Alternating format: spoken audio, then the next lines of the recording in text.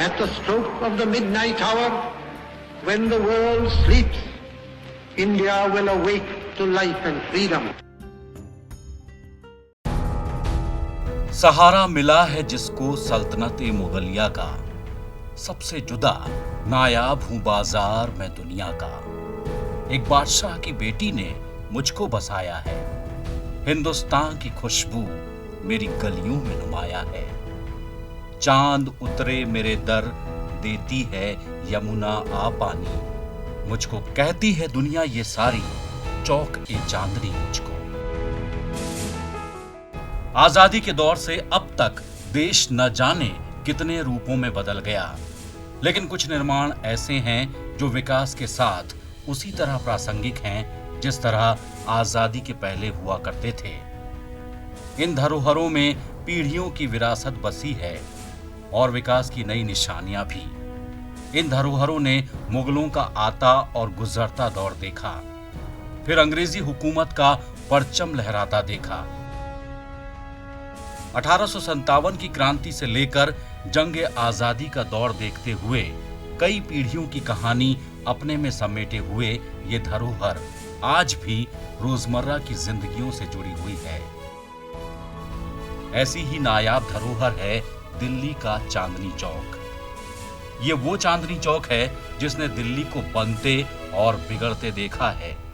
कई शासक आए और गए, लेकिन चांदनी चौक की चमक हमेशा बरकरार रही। इतिहासकार बताते हैं कि शाहजहां की बेटी जहां आरा ने पुरानी दिल्ली यानी तत्कालीन शाहजहानाबाद में चांदनी चौक बाजार को बसाया था, जो बाद में पूरे इलाके का ही नाम हो गया। ऐसा नहीं है कि यहाँ केवल बाजार बसाया गया था। जहां आरा ने यहाँ कई इमारतें, हमाम, सराय और भी कई इमारतें बनवाई थी, लेकिन 1857 के विद्रोह के बाद अंग्रेजों ने इनमें से कुछ इमारतों को तोड़ दिया, तो वहीं टाउन हॉल और घंटाघर सरीखी बिल्डिंगें तैयार भी की। जहां आरा बेगम ने खुद वहां पे दुकानें बनाई थी, एक सराय बनाई थी, कुछ हमाम था, वो सब बदलाव उसमें आया। उसकी बात और है, क्योंकि आते आते जब अंग्रेज़ आए 19वीं शताब्दी में और ख़ास तौर पे 1857 का जब विद्रोह हुआ, उसके बाद अंग्रेज़ों ने वो सारी इमारतें तोड़ दी और उसके बदले में कुछ और इमारतें खड़ी हुई, जैसे कि जो टाउन हॉल जिसको हम जानते हैं वो जहानारा की सराय को तोड़ के बना। उसके सामने एक घंटाघर भी बना, पर वो घंटाघर 1950 के करीब टूट गया। मुगल बादशाह शाहजहां का राजधानी बदलने का सपना 1649 में पूरा हुआ था। उसके ठीक साल भर बाद यानी 1650 में चांदनी चौक अस्तित्व में आया। लाल किला से फतेहपुरी मस्जिद की जिस सड़क को लोग आज चांदनी चौक के नाम से जानते हैं, कभी वहां यमुना से निकली हुई एक नहर बहा करती थी। उसके बाद जब अंग्रेजों ने 1911 में दिल्ली को अपनी राजधानी बनाया, तो उसी नहर वाली जगह पर ट्राम चलने लगी थी। देश के बंटवारे के बाद दिल्ली में आए शरणार्थी यहाँ दुकानें चलाने लगे, जिस वजह से इसका आर्थिक महत्व बढ़ता गया और यहाँ से रेसिडेंशियल एरिया कम हो गया। से जो पाकिस्तान से शरण लेने आए यहाँ, और काफ़ी सारे वो जो दिल्ली में आ गए, उनके लिए ज़रूरत थी उनकी रोज़ी रोटी के लिए कि उनको कमर्शियल जगह मिले, तो दुकानें उनको मुहैया कराई जाएं। तो वो दुकानें कहाँ मिलेंगी? कई सारी जो पुरानी हवेलियाँ थीं जिसके जो मालिक थे वो चले गए थे पाकिस्तान, उनको अब हवेली के बजाय जहाँ पे लोग रहते थे उसके बदले कटरे बन गए, वहाँ पे लोग रहने लगे। तो धीरे धीरे लोग रहने नहीं लगे, वहाँ पे अपनी दुकान चलाने लगे। तो इसलिए क्या हुआ कि जो कमर्शियल जो एस्पेक्ट है इस जगह का वो ज़्यादा बढ़ गया और रेजिडेंशियल कम हो गया।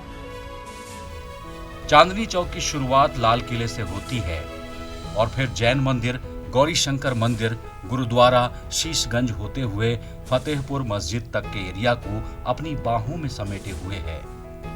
चांदनी चौक के आंगन में अदब का बेहद महत्वपूर्ण स्थान रहा है।